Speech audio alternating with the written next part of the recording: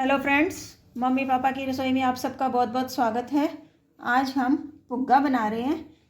पंजाबी पुग्गा के नाम से जो प्रसिद्ध है, उसके लिए मैंने 250 ग्राम्स खोया लिया, उसका आधा 150 सफ़ेद तिल है, वन और आधा भाग ही 125 चीनी ली है। ये आप चीनी टेस्ट के अकॉर्डिंग है, आप इसको कम ज़्यादा अपनी इच्छा अनुसार कर सकते हैं। सबसे पहले हम तिल को रोस्ट कर लेते हैं।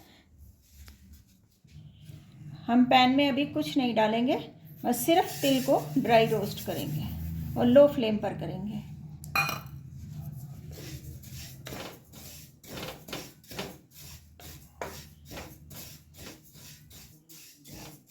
तिल को हमें हल्का ही रोस्ट करना है, तब तक करना है जब तक इसका कलर ना बदले। ये बिल्कुल ऐसे जैसे पॉपकॉर्न फूटते हैं, बिल्कुल वैसे ही फूटने की आवाज़ आती है, तो आप समझें कि हमारे तिल रोस्ट हो गए हैं। हार्डली इसको लो फ्लेम पर 4 से 5 मिनट लगते हैं, इससे ज़्यादा नहीं लगते। तिल रोस्ट हो गए हैं, इनको हम एक ट्रे में निकाल लेते हैं और इसी सेम पैन में हम खोया सेक लेंगे।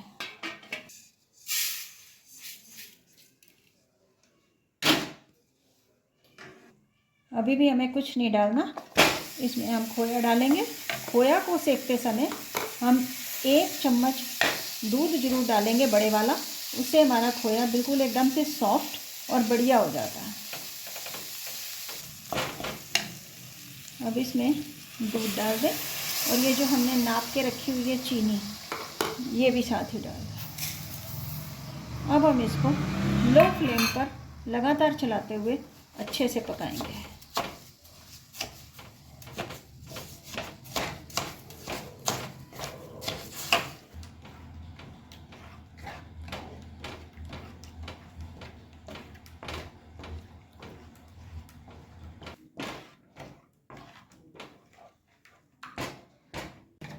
हमारा मावा लो फ्लेम पर धीरे धीरे गाढ़ा हो रहा है। जब तक ये गाढ़ा हो रहा है, हमारे जो ये तिल हमने रोस्ट करके रखे हैं ये ठंडे हो गए हैं। इनको हम दरदरा पीस लेते हैं। इसी तिल में से मैंने थोड़े से तिल निकाल लिए हैं। जब हम पुग्गा को इस बाउल के अंदर जमाएंगे, नीचे सरफेस पे थोड़ा सा घी लगा के, तो थोड़े से ऐसे नीचे तिल भी डाल देंगे। जब हम उनको पलटेंगे तो वो टॉप पे आ जाएंगे।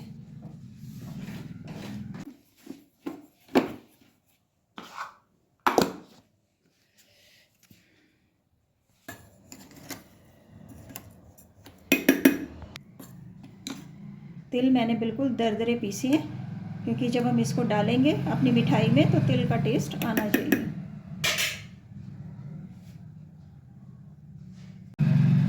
कटोरियों के सरफेस को हल्का सा ग्रीस कर लेते हैं और उसके ऊपर तिल रख देते हैं।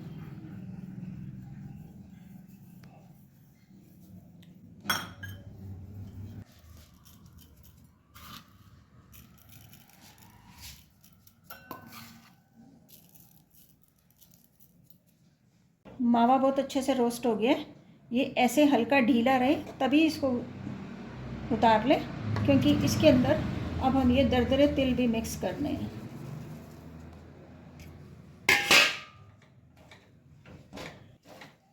अब हम गैस को कर देते हैं बंद और इसको अच्छे से मिक्स कर लेते हैं।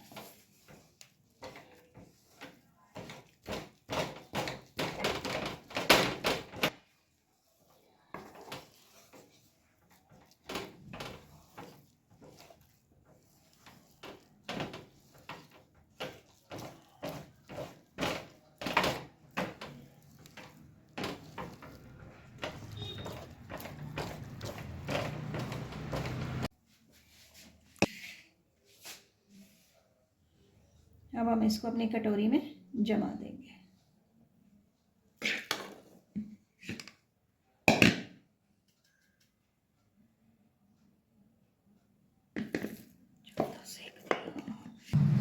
अब इसको हल्का सा टैप कर दें जिससे कि ये लेवल बराबर हो जाएगा। अब हमने इसको कटोरियों में सेट कर दिया। थोड़ी देर के लिए इसको रेस्ट पे छोड़ देते हैं, फिर हम इसको निकाल लेंगे। कटोरियाँ बहुत अच्छे से सेट हो गई हैं। अब हम इसको डीमोल्ड कर देते हैं और फिर हमारा तिल पुग्गा बनकर तैयार है। आप देख सकते हैं हमारा कितना बढ़िया तिल पुग्गा डीमोल्ड हुआ है। अब दोनों बाकी के भी ऐसे ही हम डीमोल्ड कर लेंगे। आप मेरी रेसिपी को फॉलो करें और मम्मी पापा की रसोई को ज़्यादा से ज़्यादा लाइक सब्सक्राइब करें। Thank you so much.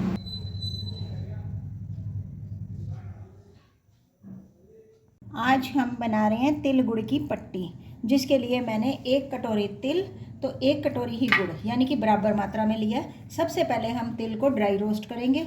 जैसे ही तिल ड्राई रोस्ट हो जाएंगे हम इनको एक ट्रे में निकाल लेंगे और फिर इसी में गुड़ का घोल बनाएंगे।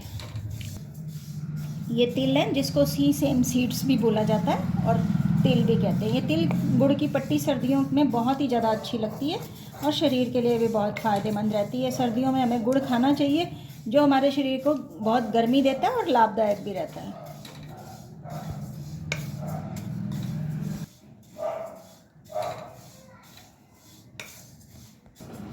तिल को लगातार चलाते हुए लो फ्लेम पर सेकें। जैसे ये इनका कलर नहीं चेंज होना चाहिए, इस बात का ध्यान रखना है। जैसे ये पॉपकॉर्न की तरह फूटने शुरू हो जाएंगे सो ही हम इनको एक ट्रे में निकाल देंगे। तिल रोस्ट हो गए हैं। अब हम इनको ट्रे में निकालने के बाद इसी पैन में गुड़ की चाशनी बनाएंगे।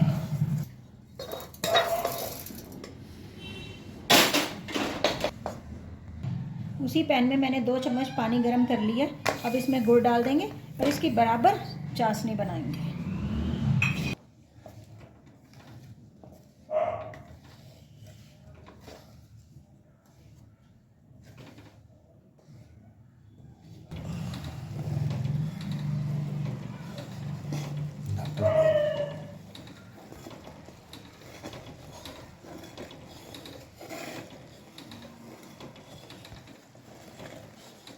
गुड़ धीरे धीरे मेल्ट हो रहा है। हम इसको बराबर गोली की चाशनी बनाकर देखेंगे। फिर इसमें हम अपने सेके हुए तेल डालेंगे।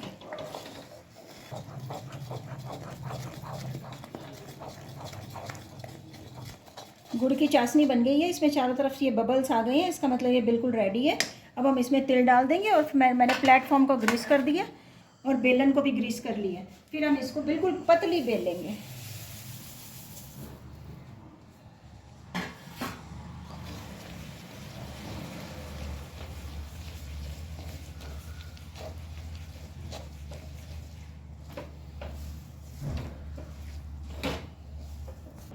बहुत अच्छे से मिक्स हो गया तिल और गुड़। अब मैं इसको ग्रीस के हुए प्लेटफॉर्म पर रखूँगी।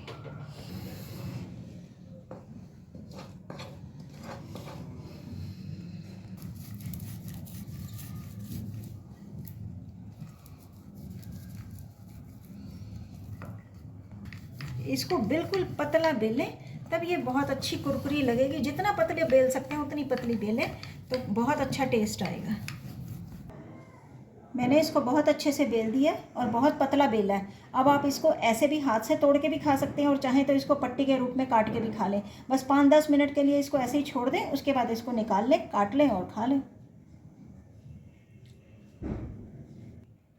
कट भी साथ ही लगा दें। अब हमारी तिल गुड़ की पट्टी बनकर तैयार है। आप मेरी रेसिपी को फॉलो करें और मम्मी पापा की रसोई को ज़्यादा से ज़्यादा लाइक सब्सक्राइब करें। Thank you so much.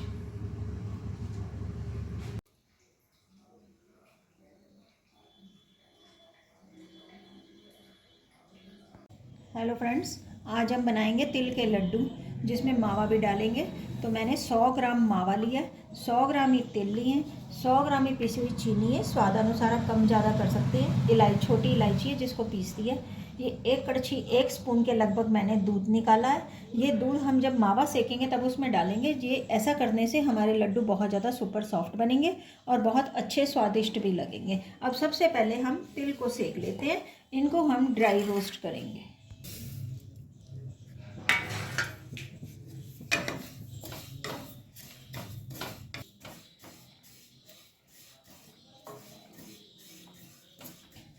तिल रोस्ट हो गए हैं। मैंने इनको लो फ्लेम पर 5 से 7 मिनट तक अच्छे से सेक लिए।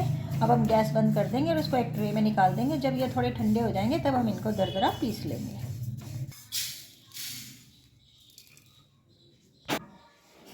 अब सेम पैन में हम मावा सेकेंगे जिसमें 1 स्पून में दूध भी यूज़ करूँगी।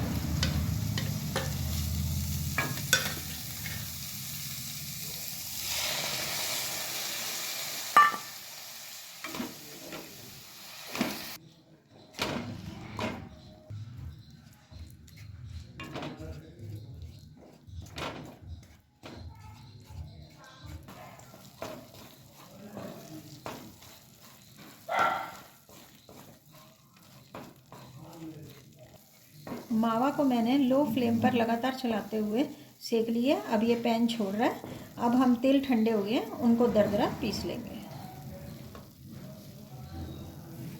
मावा ठंडा हो गया, इसको छू के ऐसे देख लें, हम हाथ से इसको छुपा रहे हैं। तिल भी मैंने दरदरे पीस लिए, वो भी इसमें मिला देंगे। चीनी है ये पीसी हुई, ये भी इसमें मिला देंगे, और इलायची पाउडर भी मिला देंगे, और फिर हम इसके लड्डू बनाएंगे।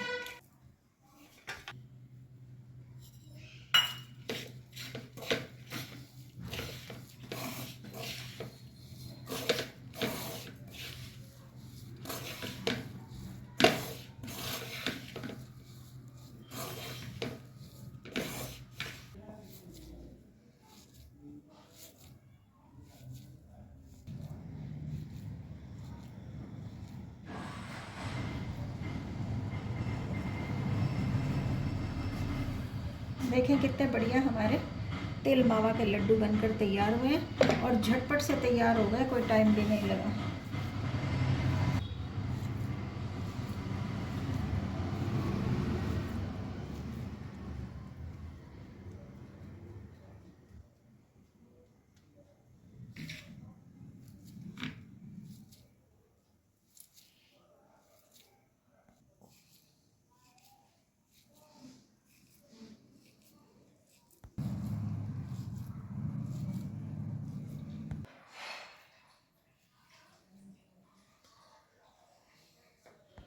फाइनली हमारे तिल मावा के लड्डू बनकर तैयार हो गए, सुपर सॉफ्ट, बढ़िया स्वादिष्ट।